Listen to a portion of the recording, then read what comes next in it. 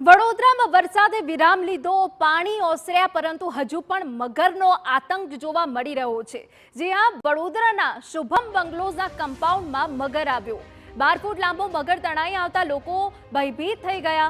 Wild life ટ્રસ્ટના સભ્યોએ મગરનું rescue કર્યું। મગરને વન વિભાગ વડોદરા ખાતે લઈ જવામાં આવ્યો।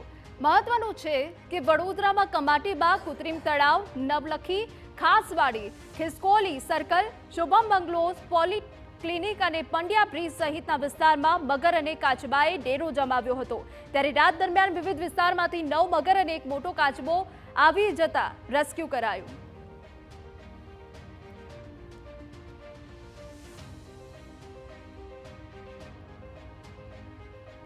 તો 12 ફૂટ લાંબો મગર આવી જતા લોકો ભયભીત થઈ ગયા હતા, પરંતુ તે બાદ વન વિભાગની જાણ કરવામાં આવી અને વન વિભાગની ટીમ દ્વારા મગરનું રેસ્ક્યુ કરવામાં આવ્યું। એ પહેલા એક મોટો કાચબો કે જે પણ રસ્તા પર આવી ગયો હતો અને તે બાદ વાઇલ્ડ લાઇફ ટ્રસ્ટ દ્વારા મગર અને કાચબાનું રેસ્ક્યુ કરાયું।